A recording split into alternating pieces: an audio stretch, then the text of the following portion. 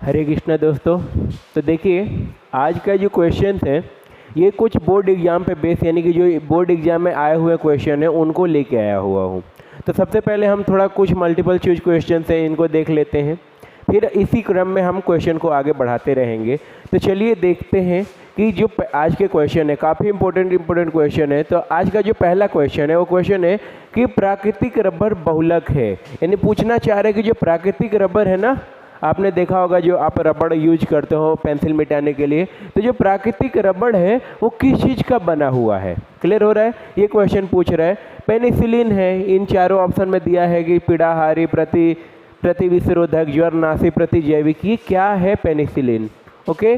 फिर मोनोसेक्राइड्स का उदाहरण बताना कि मोनोसेक्राइड्स क्या है, ग्लूकोज, लैक्टोज, माल्टोज, स्टार्च। फिर एमाइड को एमीन में परिवर्तित किया जाता है किस अभिक्रिया द्वारा, हाफमैन के द्वारा, कि कार्बिल एमीन के द्वारा, कि पर्किन के द्वारा, कि क्लेइंसन के द्वारा। तो देखिए सबसे पहले तो आप खुद इसको समझने की कोशिश कीजिए, एक एक क्वेश्चन देखिए कि आपको कितना आ रहा है, समझ में आ रहा है? क्योंकि अब एग्जाम में बहुत दिन नहीं बचे हैं, बहुत कम समय बचा है, इसलिए इस कम समय में परफेक्ट तैयारी यही रहेगी कि अगर आपको क्वेश्चन आ रहा है तो वेल गुड, अगर नहीं आ रहा है तो आपको क्या करना है, बस इन क्वेश्चनों को ध्यान से देखना है, इस वीडियोज को रोक के अपनी कॉपी में लिखना है कि क्वेश्चनों को, और इनको याद कीजिए। मैं गारंटी लेता हूं कि आप अच्छा परसेंट ले आएंगे। अभी तक अगर कुछ भी केमिस्ट्री में नहीं पढ़ा है तो केवल इसको पढ़ के आप अच्छा स्कोर कर सकते हैं। तो चलिए देखते हैं आज के पहले क्वेश्चन को। आज का जो पहला क्वेश्चन है कि भाई प्राकृतिक रबड़ बहुलक है, किसका बहुलक है? तो हम चेक करते हैं क्या एक्रिलिन अम्ल का है, आइसोप्रीन का है, एथीन का है, कि बेंजीन का है। तो जो इसका राइट आंसर है वो किसका है? आइसोप्रीन। आइसोप्रीन का जो हम बनाते हैं, जब आइसोप्रीन बार बार जोड़ते जाते हैं तो उससे क्या बन जाता है? प्राकृतिक रबड़। अब हम देखते हैं पेनिसिलिन क्या है। तो पेनिसिलिन एक है, क्या है? पीड़ाहारी। अगर दर्द हो रहा है तो इसलिए हम, देखो नाम में ही छुपा है, पेन दिख रहा है, पेनिसिलिन, पेन छिपा है ना, पेन मतलब क्या होता है? पीड़ा, और जो पीड़ा को हार ले उसी को क्या कहेंगे? पेनिसिलिन। फिर हम बात करते हैं कि मोनोसेक्राइड्स का उदाहरण है। मोनोसेक्राइड्स, अगर आप जैव अणु वाला चैप्टर पढ़ेंगे तो उसमें ये है क्वेश्चंस कि मोनोसेक्राइड, कुछ बच्चों के डाउट में आ रहा होगा कि भैया कुछ तो ये सिलेबस कटे हुए हैं, तो ध्यान रखिए कि कभी भी आपके साथ धोखा हो सकता है। जैसे कि अभी प्री बोर्ड में देखा गया है कि जो क्वेश्चंस आपसे कहा गया था कि ये सिलेबस में नहीं है, जैसे कि वात्या भट्टी वगैरह, जो छठा चैप्टर था तत्वों का निष्कर्षण, वो भी प्री बोर्ड में पूछा गया है। क्लियर हो रहा है? और प्री बोर्ड का पेपर भी बोर्ड के द्वारा ही आता है, रामनगर के द्वारा। तो आप पूरा तैयारी रखिए, क्या ही जो है 2-3 क्वेश्चन एक्स्ट्रा पढ़ लेंगे तो कुछ खराब थोड़ी होगा, लेकिन ये है कि आप बच जाएंगे, अगर इससे भी आता है तो भी आप कर लेंगे।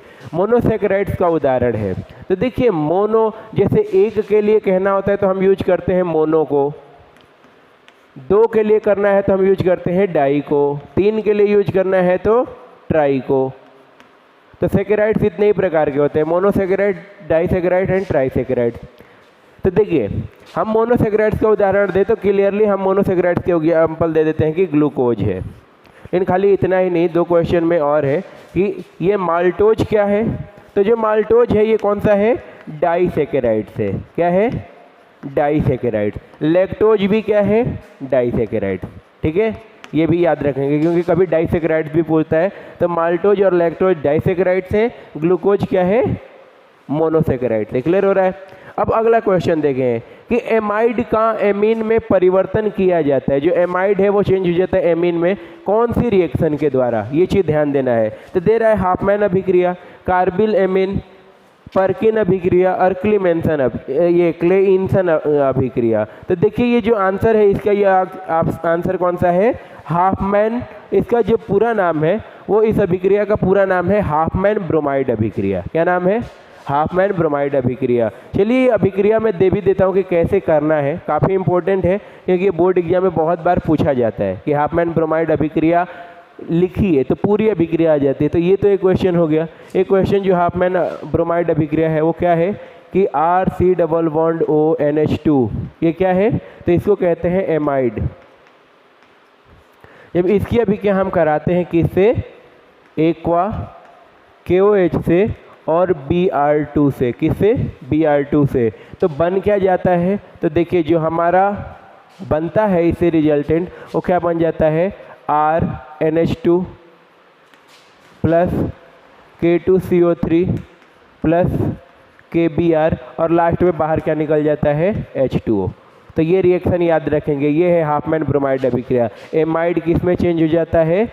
एमीन में। फर्क क्या है? यहाँ से C डबल बॉन्ड O वाला गायब हो जाता है। एमाइड में C डबल बॉन्ड O आता है और एमीन में C डबल बॉन्ड O नहीं आता है, डायरेक्ट R के साथ NH2 जुड़ा रहता है। तो ये अभिक्रिया को आप याद रखेंगे। समझ में आ रहा है? यहाँ से ये अभिक्रिया आ गई, ये लास्ट यहाँ पे हो गया, ये है हमारा अभिकारक और यहाँ से बन गया उत्पाद। क्लियर हो रहा है? तो ऐसे ही अभिक्रिया को देखते रहिए। चलिए नेक्स्ट क्वेश्चन की ओर आगे बढ़ते हैं कि निम्न में से कौन फेहलिंग विलयन को अपचयित करता है? फेहलिंग विलयन होता क्या है? तो फेहलिंग विलयन होता है कॉपर ऑक्साइड, CuO को हम क्या कह देते हैं? फेहलिंग विलयन। तो फेहलिंग विलयन देखिए, फेहलिंग विलयन को अपचयित कौन करता है? तो ये है हमारा एसिटिक अम्ल। क्लियर हो रहा है? अगला क्वेश्चन देखते हैं। तो ग्लूकोज को एथिल अल्कोहल में परिवर्तित किया जाता है, किसके द्वारा किया जाता है? इन्वर्टेज के द्वारा कि जाइमेज के द्वारा? तो चलिए हम देखते हैं इसके क्वेश्चन को। तो इसको हम कहते हैं किसके द्वारा होता है? ये जाइमेज के द्वारा। क्लियर हो रहा है? अब जाइमेज और इन्वर्टेज क्या है? तो ये दोनों के दोनों एक एंजाइम है। कभी कभी क्वेश्चन पूछता है कि एंजाइम क्या होते हैं? तो एंजाइम ये होते हैं कि जैसे कि किसी अभिक्रिया के वेग को बढ़ाना है तो हम उसमें कुछ चीज़ डाल देते हैं जिसकी वजह से अभिक्रिया तुरंत हो जाती है। क्लियर हो रहा है? जैसे कि हमें दही जमाना है तो हम उसमें क्या किए? जामन डाल दे। तो जामन क्या कहलाएगा? उत्प्रेरक कहलाएगा। क्या कहलाएगा?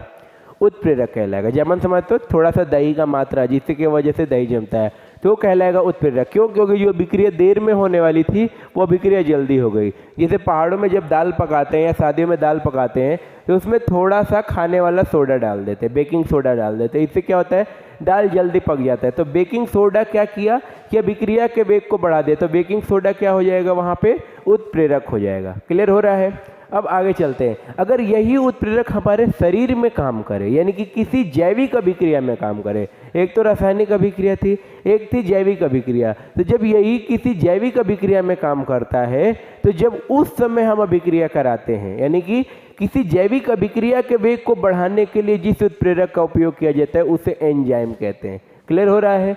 तो चलिए, इसमें दो टाइप के एंजाइम है, इन्वर्टेज और जाइमेज। तो इन्वर्टेज कहाँ यूज होता है? तो इन्वर्टेज होता है, ये पूरा रिएक्शन है, ये याद रखिएगा, जब हम सुक्रोज को C12H22O11 को रिएक्ट कराते हैं H2O से इन प्रेजेंस ऑफ किसके?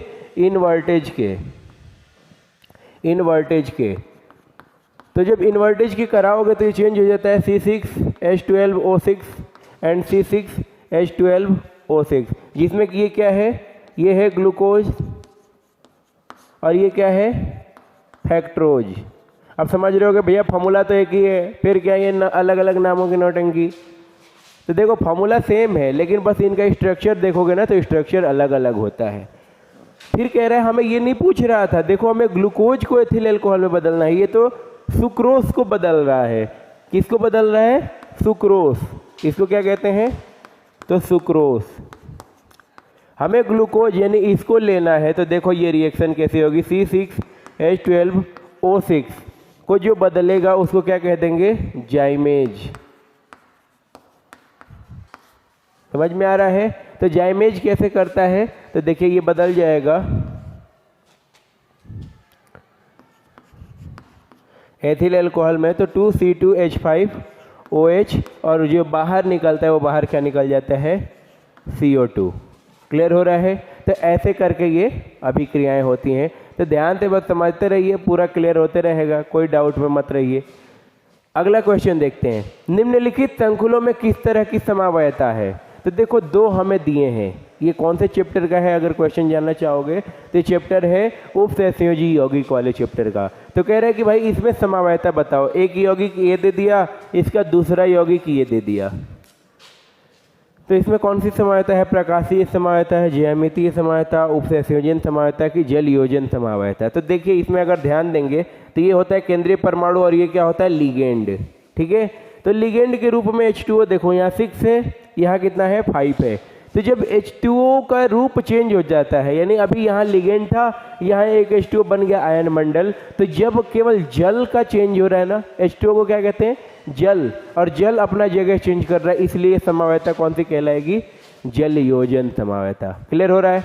चलिए अगले क्वेश्चन की तरफ बढ़ते हैं। देखते हैं कि दूध उदाहरण है, किस चीज़ का उदाहरण है, तो दूध किसका उदाहरण देखते हैं, जल का, पायस का, वास्तविक विलयन का, या झाग का।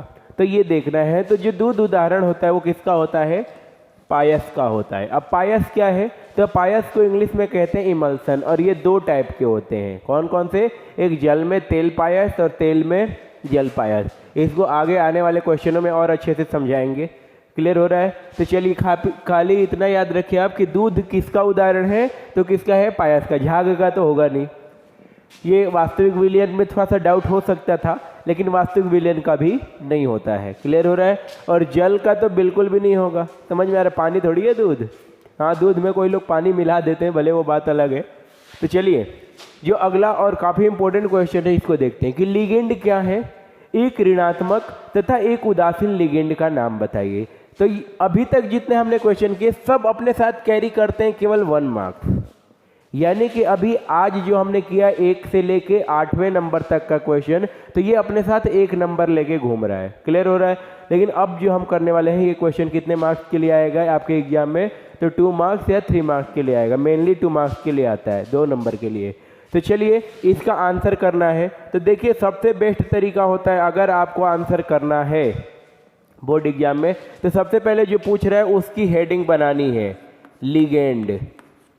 खूब बढ़िया से हेडिंग बनाने का तरीका होता है कि इसको लिखा, 2 पॉइंट ऐसे रखा, एक एरो, और फिर ये इस हिसाब से हेडिंग बनाइए। अब इसको लिखते हैं। लिगेंड क्या है,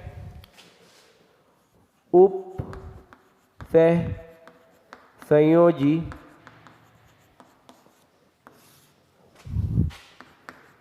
यौगिक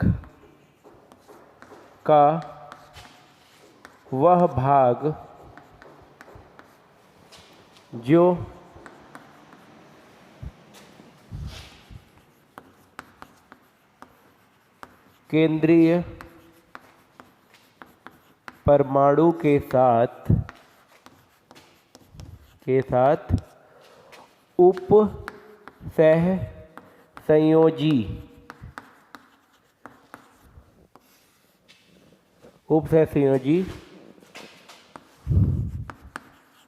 आबंध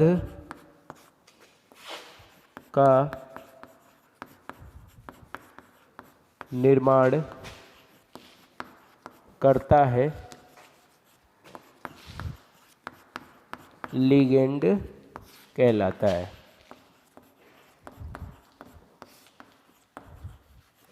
क्लियर हो रहा है। लिगेंड क्या है, तो उपसहसंयोजी यौगिक का वह भाग जो केंद्रीय परमाणु के साथ उपसहसंयोजी आबंध का निर्माण करता है, उसे क्या कहते हैं, लिगेंड कहते हैं। चलिए इसको एग्जाम्पल के थ्रू समझते हैं।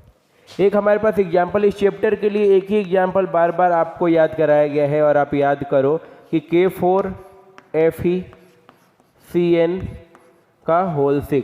क्लियर हो रहा है। तो इसमें हमें पहचानना होगा कि कौन सा चीज़ क्या है। तो देखिए जो ये बड़े ब्रैकेट के अंदर है, ये वाला पार्ट दिख रहा है, ये बड़े ब्रैकेट के अंदर, इसको कहते हैं उपसह संयोजी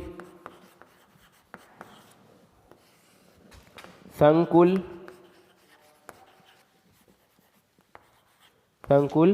या सत्ता।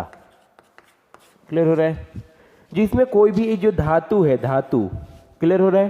तो जो धातु है इसको हम क्या कह देंगे, केंद्रीय परमाणु। क्या कह देंगे, केंद्रीय परमाणु। एक चीज याद रखेंगे कि यह धातु ही होना चाहिए, धातु ही हमेशा केंद्रीय परमाणु बनेगा। फिर धातु के बाद यानी केंद्रीय परमाणु के बाद जो भी इस बड़े ब्रैकेट के अंदर बचा वो क्या कहलाएगा, तो वही कहलाता है लिगेंड। क्या कहलाता है, लिगेंड। क्लियर हो रहा है। तो ऐसे लिगेंड K4 क्या है, तो अब जो बचा बाहर से, बड़े ब्रैकेट के बाहर जो बचता है उसको हम कह देते हैं आयन मंडल। क्या कह देते हैं, आयन मंडल। ये याद रखेंगे।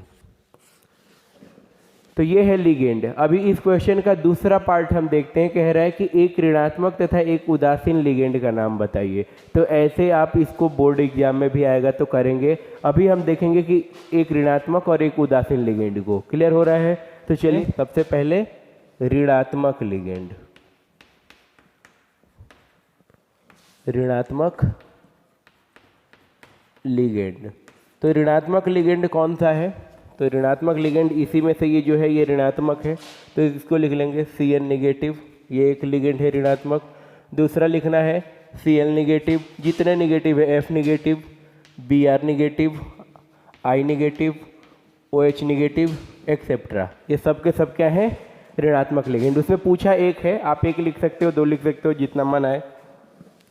दूसरा है, कह रहे हैं कि आपको बताना है उदासीन लिगेंड। उदासीन लिगेंड, तो उदासीन लिगेंड कौन से हैं? तो चलिए देखते हैं उदासीन लिगेंडों को। तो उदासीन लिगेंड है, एक तो है हमारे पास सबसे प्यारा सा एग्जाम्पल हमारा जल H2O, दूसरा है अमोनिया, तीसरा है कार्बन मोनोऑक्साइड एक्सेट्रा। क्लियर हो रहा है? तो ये है ऋणात्मक लिगेंड, ये है उदासीन लिगेंड। आपको सबसे पहले समझ में आना चाहिए कि आखिर कैसे ये पार्ट में डिवाइड होता है। तो मैंने बता दिया है कि जो बड़े ब्रैकेट के अंदर है पार्ट, उसको कह देंगे उपसंयोजी संकुल या सत्ता। बड़े ब्रैकेट के अंदर जो भी चीज धातु होगा वो क्या कहलाएगा? केंद्रीय परमाणु। और जो केंद्रीय परमाणु के अलावा बड़े ब्रैकेट के अंदर बचा है उसको क्या कह देंगे? लिगेंड। और बड़े ब्रैकेट के बाहर से, चाहे इस साइड हो चाहे उस साइड हो, कोई फर्क नहीं पड़ता है, चाहे बाएं हो चाहे दाएं, वो क्या कहलाएगा? आयन मंडल। तो लिगेंड आपको पता चल गया कि लिगेंड क्या होता है। तो जो केंद्रीय परमाणु के साथ उपसंयोजी आबंध का निर्माण करता है वो लिगेंड कहलाता है। और लिगेंड दो प्रकार के होते हैं, ऋणात्मक लिगेंड, उदासीन लिगेंड। क्लियर हो रहा है? और आपके पास एग्जाम्पल है ऋणात्मक लिगेंड का और उदासीन लिगेंड का। लेकिन कभी कभी एक और क्वेश्चन पूछ देता है, और वो क्वेश्चन क्या है? तो क्वेश्चन कहता है उपसह संयोजन संख्या। उपसह संयोजन संख्या, ये क्वेश्चन बड़ा पूछता है कभी कभी कि उपसह संयोजन संख्या क्या होती है। तो ध्यान से सुन लीजिए, कभी आएगा क्वेश्चन में, इंपॉर्टेंट क्वेश्चन में, तो फिर से कराऊंगा, लेकिन अभी ही आप याद कर लें तो बेहतर होगा। उपसह संयोजन संख्या क्या होती है? तो उपसह संयोजन संख्या होती है कि किसी भी उपसंयोजी यौगिक में लिगेंड केंद्रीय परमाणु के साथ जितने आबंध का निर्माण करता है, ध्यान से रखिएगा, लिगेंड केंद्रीय परमाणु के साथ जितने आबंध का निर्माण करता है उसकी उतनी उपसह संयोजन संख्या होती है। सिंपल लैंग्वेज में कहें तो किसी भी परमाणु में जितना लिगेंड होता है वही उसकी उपसह संयोजन संख्या होगी। लिगेंड की संख्या देखिए, इस वाले में कितने लिगेंड है? 6, तो इसकी उपसह संयोजन संख्या दिखाते हैं Cn से, C.n, यानी कि कोऑर्डिनेशन नंबर कितना हो जाएगा? 6। जितने लिगेंड उतनी उपसह संयोजन संख्या, याद रहेगा? तो चलिए आज के लिए इतना ही, बाकी आपसे मिलेंगे नेक्स्ट वीडियोज में। तो ऐसे ही कंटिन्यू देखते रहिए, बाकी आपको ऐसे इंपॉर्टेंट क्वेश्चन मिलता रहेगा। और विश्वास रखिए काफ़ी अच्छा आप स्कोर करने वाले हैं अगर कंटिन्यू मेरे वीडियोज को देखते हैं।